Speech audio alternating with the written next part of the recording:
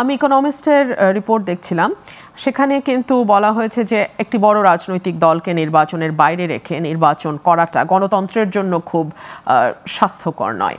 এবং বিবিসির যেই সাক্ষাৎকারটি আপনারা দেখেছেন ডক্টর মোহাম্মদ ইউনূসের, সেখানেও কিন্তু ওনাকে বারংবার বেশ কঠিন প্রশ্নের মধ্যে দিয়ে যেতে হচ্ছে। সুতরাং ইন্টারন্যাশনাল মিডিয়ার যে একটা প্রচ্ছন্ন এক ধরনের মানে হি ইজ আওয়ার সান, হ্যাঁ, এই ধরনের একটা অ্যাটিটিউড ছিল যে হি ইজ আওয়ার সান, ওই জায়গাটা থেকে বোধহয় বিবিসি বা এই ধরনের গণমাধ্যমগুলো বেশ অনেকটাই বের হয়েছে। বিশেষ করে লাস্টলি ইকোনমিস্টের যে রিপোর্ট এসছে সেটাতে এটা পুরাই খুব স্পষ্ট। পশ্চিমা এই চাপে কি আওয়ামী লীগের নির্বাচনে অংশ নেওয়ার ব্যাপারে সরকারের অবস্থান বদলাতে পারে? দেখুন, সরকারের সত্যিকার অর্থে খুঁটির জোরটা কি? বাংলাদেশের রাজনৈতিক দলগুলো, এনসিপি বাদ দিয়ে অন্য রাজনৈতিক দলগুলো প্রত্যেকেরই কিন্তু সরকারের নানান কর্মকাণ্ড নিয়ে কিছুটা অস্বস্তির জায়গা আছে। আমি যদি অন্য দলগুলোকে বাদও দিই, the largest political party on ground BNP, এবং বিএনপির সঙ্গে যেই রাজনৈতিক দলগুলো দীর্ঘদিন আন্দোলন সংগ্রামে ছিল, তাদেরও কিন্তু ডক্টর মোহাম্মদ ইউনূসের ব্যাপারে এক ধরনের রিজার্ভেশন আছে, মানে ওনার কর্মকাণ্ডের কারণেই। সাধারণ মানুষ কিন্তু একেবারেই হ্যাপি না। আপনি নিশ্চয়ই একদমই আমজনতার সঙ্গে আপনার কথা বলতে হয়, চলতে হয়, আপনি তাদের সঙ্গে কথা বললেই বুঝবেন, বা তারাও অনেক সময় আপনাকে নিজে থেকেই বলে যে কবে নির্বাচন হবে, আমরা একটা স্থির অবস্থা দেখতে চাই, একটা স্থিতিশীলতা চাই সর্বত্র। হ্যাঁ, সো এই জায়গা থেকে আপনি দেখুন যে এই প্রশ্নটি ইকোনমিস্ট আজকে তুলছে, এই প্রশ্নটি কিন্তু শুরুতেই বিএনপি বলেছিল যে কোনো দলকে কাগজে কলমে নিষিদ্ধ করা বা কর্মকাণ্ড নিষিদ্ধ করা, এই বিষয়গুলোর সঙ্গে বিএনপি একমত নয়। বিএনপি মনে করে যে যেই দলটি, বিএনপি বিশেষ করে যেই দলটির হাত দিয়ে বাংলাদেশে বহুদলীয় গণতন্ত্র এসছে, ডেফিনেটলি সেই দল মনে করে যে মানুষই প্রত্যাখ্যান করবে। এই যে একটু আগে ভাই বলছিলেন যে আমাদের জামায়াতে ইসলাম, সে তো পাকিস্তানেই অবস্থা ভালো করতে পারে নাই, সেখানে বাংলাদেশে সে কি করে অবস্থা ভালো করবে? সো বাংলাদেশের মানুষ কিন্তু জানে যে কাকে ভোট দিতে হবে, কাকে কোন দলের পাশে থাকতে হবে, কোন দলের সমর্থন করতে হবে, এটা কিন্তু বাংলাদেশের মানুষ খুব ভালো বুঝে।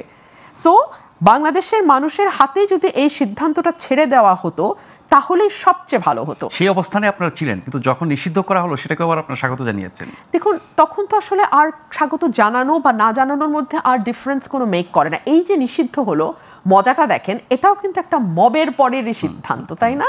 হাসনাত আব্দুল্লাহ তার দলবল নিয়ে যখন গিয়ে যমুনা ঘেরাও করলেন, এবং সেই দলবলের সঙ্গে ইসলামিক ফোর্সগুলো গিয়ে যুক্ত হলো, কারণ মানে এনসিপি তো আসলে 5-7 জনের বাইরে আর কিছু হওয়ার নাই।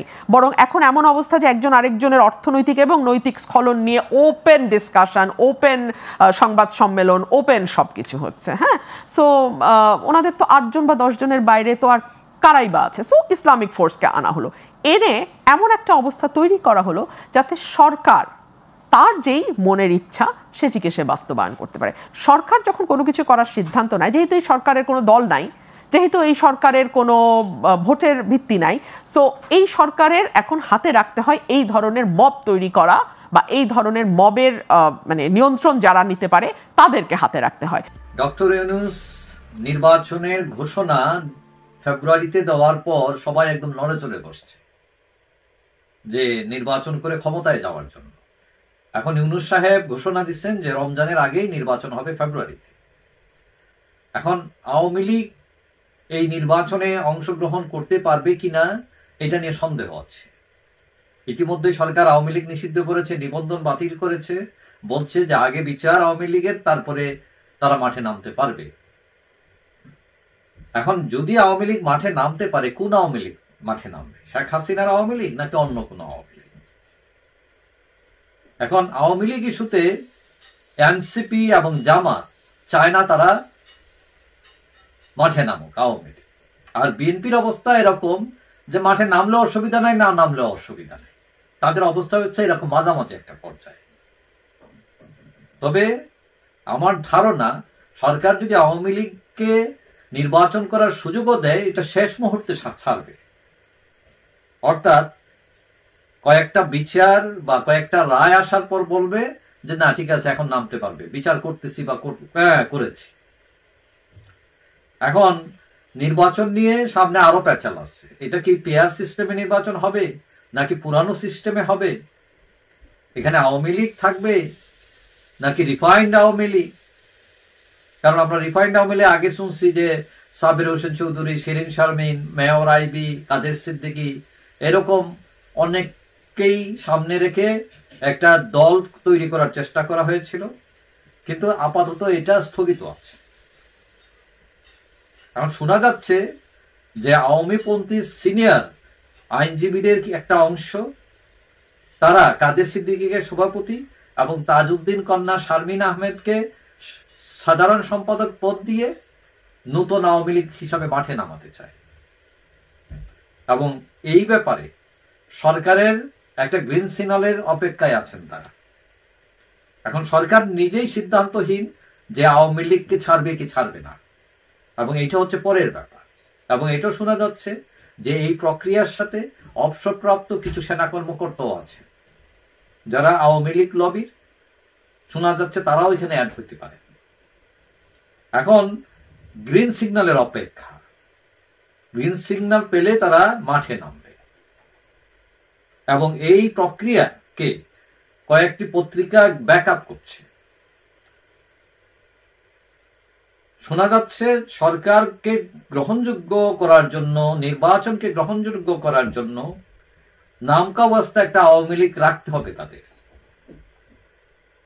এবং এই ক্ষেত্রে শেষ মুহূর্তে এসে বিএনপি এবং জামাতকে কনভিন্স করার চেষ্টা করতে পারে সরকার। তবে এই ক্ষেত্রে এনসিপিকে এড়িয়ে যাওয়ার সম্ভাবনা রয়েছে।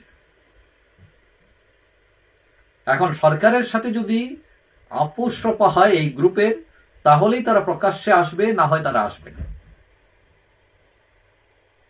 তবে সরকার বা আওয়ামী লীগের কিছু লোকজন বিকল্প একটা আওয়ামী লীগ দাঁড় করানোর যতই চেষ্টা করেন না কেন, বাস্তবে যদি তারা মাঠেও নামেন, এটা ধারণা করা হয় যে মূল আওয়ামী লীগ হিসাবে শেখ হাসিনার আওয়ামী লীগই থাকবে।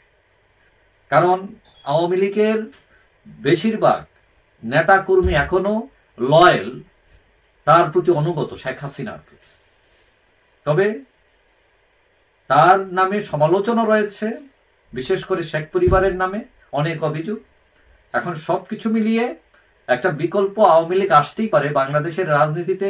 এরকম বড় পার্টি যেগুলো বিএনপি, জাতীয় পার্টি, এরকম অনেক সময় ভেঙেছে, কেউ চলে গেছেন, কেউ টিকতে পারেন নাই, কেউ আবার ফিরে এসছেন। আওয়ামী লীগও এটা ঘটেছে অতীতে, এবং এইবার যদি সেটা ঘটে, এখানে আশ্চর্য হওয়ার কিছু নাই।